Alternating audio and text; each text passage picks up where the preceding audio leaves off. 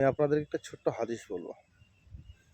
হাদিসের রাবী হলেন আবু হুরাইরা রাদিয়াল্লাহু তাআলা আনহু থেকে বর্ণনা করেন, রাসূলুল্লাহ সাল্লাল্লাহু আলাইহি ওয়াসাল্লাম বলেন, রাসূলুল্লাহ সাল্লাল্লাহু আলাইহি সাল্লামকে জিজ্ঞাসা করা হলো, আল্লাহ পাকের রাসূল, সবচাইতে ভালো মানুষ এবং মর্যাদাশীল মানুষ কে?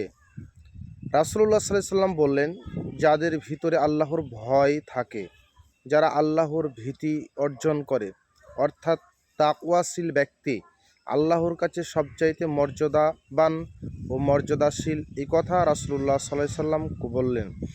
যাদের ভিতরে আল্লাহর ভয় থাকে তাদেরকে তোমরা নেতা বানাও, কারণ আর যারা আল্লাহকে ভয় করে আর তাকওয়াশীল হয় তাদেরকে আল্লাহ সুবহানাহু ওয়া তাআলা দুটি উপহার দিবেন। কি উপহার?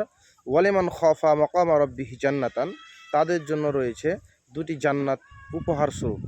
এই কথা আল্লাহ সুবহানাহু ওয়া তাআলা বলেন।